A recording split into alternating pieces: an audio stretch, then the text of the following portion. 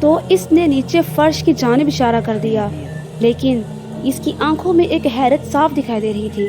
اس کا اشارہ پاتے ہی اس کی بیوی نے بھی بیڈ سے اٹھ کر دوسری جانب جا کر دیکھا تو وہاں کچھ بھی نہیں تھا، لیکن ارشد ابھی تک حیرت سے منہ کھولے اور آنکھیں پھاڑے نیچے فرش پر ہی دیکھ رہا تھا۔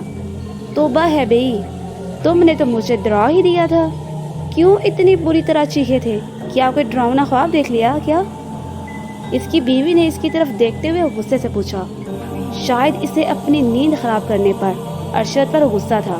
ارشد اب سنبھل گیا تھا، اور پھر جب اس نے تمام واقعہ بتایا تو اس کی بیوی اسے یوں مشکوک نگاہوں سے دیکھنے لگی جیسے اس کے دماغی حالت پر شک ہو رہا ہو۔ اس کی بات ختم ہوتے ہی وہ کھلکھلا کر ہنسنے لگی اور کہنے لگی، لگتا ہے رات کو تم نشہ کر کے سوئے ہوگے، یا یقین تم نے کوئی بہت ڈراؤنا خواب دیکھا ہے، اسی لیے یہ بے سروپا باتیں چھوڑو اور اطمینان سے خود بھی سو جاؤ اور مجھے بھی سونے دو، مجھے صبح بہت سے کام کرنے ہوتے ہیں۔ اس کی بیوی نے یہ کہتے ہوئے اس کے بستر کو درست کرتے ہوئے ساتھ ہی سے دوبارہ سونے کی تلقین کی اور پھر خود بھی بیڈ پر لیٹ کر آنکھیں موند لی۔ ارشد صبح کام پر جانے سے پہلے مفتی صاحب سے ملنے ان کے مدرسے چلا گیا اور رات کا سارا واقعہ تفصیل سے انہیں بتایا۔ مفتی صاحب نے اس کی بات سن کر اسے پڑا ہوا پانی دیتے ہوئے کہا، دیکھو ارشد میاں، مجھے تو یہ کوئی اور ہی معاملہ لگتا ہے۔ دراصل بات یہ ہے کہ میرے پاس تو نوری عملیات کے ذریعے بری افات سے بچنے کا حل ہے، لیکن مجھے یہ سفلی عملیات کا کرشمہ لگتا ہے، کیونکہ جس طرح کا واقعہ تم نے بتایا ہے اس کے پیچھے کوئی شیطانی طاقت لگتی ہے، اور ایسا صرف وہی کر سکتا ہے جسے تم سے کوئی نقصان کا اندیشہ ہو، یا بہت سے لوگ صرف حسد اور جلن کی وجہ سے بھی ایسے کام گھٹیا عملوں سے دوسروں کو پریشان کرنے کے لیے کرواتے ہیں۔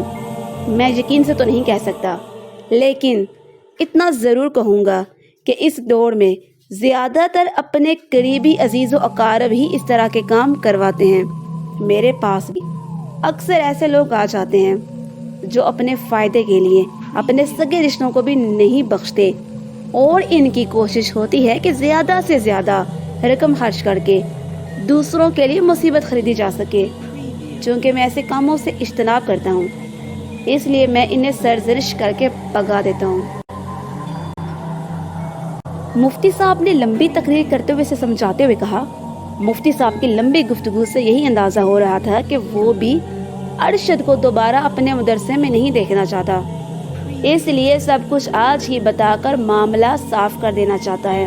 دراصل اندر سے اسے بھی معلوم ہو چکا تھا کہ ارشد پیچھے کوئی کالی طاقت لگ چکی ہے جو اس کا نقصان کرنے کے ڈر پر ہے، اور اس کا توڑ تو وہی لوگ کر سکتے ہیں جو خود اس طرح کے کاموں کے ماہر ہوتے ہیں۔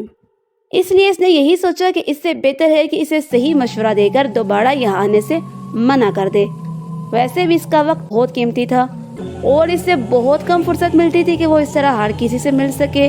اسے اپنے اور مدرسے کے بہت سے کام نپٹانے ہوتے تھے۔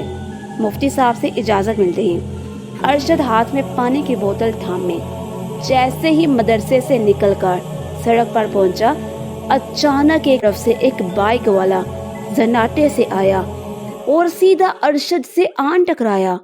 ٹکر اتنی زوردار تھی کہ ارشد چند فٹ اچھلتا ہوا نیچے سڑک کے دائیں جانب لڑکتا چلا گیا اور بوتل اس کے ہاتھ سے نکل کر سڑک پر جا گری اور گرتے ہی ٹوٹ گئی اور سارا پانی بہہ گیا۔ خود ارشد بھی سڑک کے کنارے مٹی میں جا گرا تھا۔ بائک والا ارشد کو گرتے دیکھ کر جلدی سے اپنی بائک اٹھا کر یہ جا وہ جا، اور پل بھر میں اس کا پتہ ہی نہیں چلا۔ ارشد کو گرتے دیکھ کر دور بیٹھے دو مسافر جو شاید کسی سواری کا انتظار کر رہے تھے بھاگتے ہوئے آئے اور جلدی سے ارشد کو زمین سے اٹھا کر ایک جانب بٹھایا، اور ایک مسافر بھاگ کر اپنے بیگ سے ایک پانی کی بوتل نکال لایا اور جلدی سے ارشد کو پانی پلایا۔ ارشد کو معمولی چوٹیں آئی تھیں اور کسی بڑے نقصان سے بچ گیا تھا۔ اس کی وجہ شاید یہ تھی کہ سڑک کے نیچے والی زمین نرم تھی، اس لیے اسے چند خراشیں ہی آئی تھیں اور کپڑے سارے مٹی میں اڑ چکے تھے۔ کچھ دیر کے بعد جب ارشد کے ہوش بحال ہوئے تو اس نے اپنے ایک دوست کو فون کر کے وہاں بلایا اور اس کے ساتھ اسپتال چلا گیا۔ وہاں سے وہ سیدھا گھر پہنچا۔ اس کی بیوی اور بڑی بیٹی اسے اس حالت میں دیکھ کر پریشان ہو گئے۔ ان دونوں نے ارشد سے تفصیل پوچھنے کی بہت کوشش کی، لیکن ارشد نے انہیں یہی بتایا کہ وہ رکشے میں جا رہا تھا، اچانک رشتہ الٹنے سے اسے یہ چوٹ لگی ہے۔ یہ سن کر اسے اس کے کمرے میں پہنچا دیا گیا۔ ارشد مقامی پاسپورٹ آفس میں ہیڈ کلرک کی نوکری کرتا تھا۔ اسے تقریباً 15 سال ہو چکے تھے اور اس دوران اسے بہت سے مسائل کا سامنا کرنا پڑا تھا۔ اس کی بیوی ایک سیدھی سادی خاتون تھی اور اس کی ایک بیٹی تھی صفیہ، جس کی عمر 12 سال تھی۔ وہ ایک مقامی اسکول میں پڑھتی تھی۔ اپنی نوکری کے دوران اسے بہت سے رشتہ داروں کے ناجائز پاسپورٹ نہ بنا کر دینے پر ان کی دشمنی کا سامنا کرنا پڑا تھا۔ اکثر عزیز و اقارب اس سے ناراض ہی رہتے تھے۔ وہ ایک بااصول بندہ تھا اور صوم و صلات کا پابند تھا، اس لیے اس نے اپنی ملازمت کے دوران حتی وسع کوشش کی تھی کہ اپنے ساتھ ساتھ اپنی بیوی اور بیٹی کو بھی رزق حلال کھلائے۔ گو کہ اس کی تنخواہ اتنی زیادہ نہیں تھی، لیکن پھر بھی وہ ہر حال میں اللہ کا شکر ادا کرتا تھا جس نے اسے بہت سے دوسرے لوگوں سے افضل بنایا تھا۔ پاسپورٹ آفس میں کام کرنے کی وجہ سے اکثر لوگ دوسرے لوگوں کے ناجائز پاسپورٹ بنوانے کے لیے رشوت لیتے تھے اور کئی بار اسے بھی اپنے ساتھ شامل کرنے کے لیے پیسوں کا لالچ دیا گیا، لیکن وہ ہر بار ثابت قدم ہی رہا اور اس نے ایسی حرام کی کمائی کی طرف دیکھنا بھی گوارا نہ کیا۔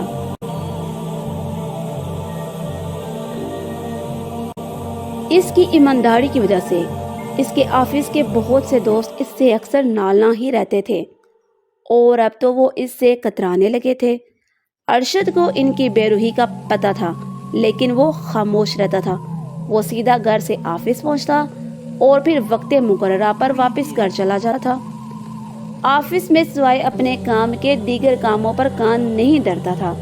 کچھ رشتہ داروں نے اس سے کئی بار غلط پاسپورٹ بنوانے کے لیے زور دیا، لیکن وہ ہر بار صاف انکار کر دیتا تھا، جس کی وجہ سے بہت سے رشتہ داروں نے اس سے علیحدگی اختیار کرنے کے علاوہ اس کے گھر بھی آنا چھوڑ دیا تھا۔ انہی رشتہ داروں میں سے ایک گھر کا فرد جس کا نام امجد تھا، اس نے بھی سویڈن جانے کے لیے پاسپورٹ بنوانا تھا، لیکن اس میں کچھ قباحتیں تھیں جس کی وجہ سے وہ پاسپورٹ نہیں بنوا سکتا تھا۔ ارشد نے اسے بہت سمجھایا اور قانونی پیچیدگیوں سے بھی آگاہ کیا، لیکن وہ بجائے سمجھنے کے ارشد کا دشمن بن بیٹھا اور اب تو وہ ارشد کو دن رات نقصان پہنچانے کے منصوبے بناتا رہتا تھا۔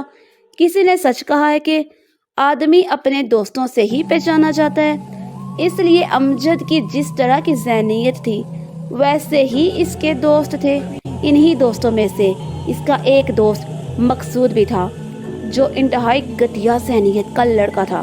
اس نے جب یہ دیکھا کہ امجد ارشد کو مزہ چکانا چاہتا ہے تو اس کی اپنی گندی ذہنیت نے بھی اپنے رنگ دکھانے شروع کر دیے۔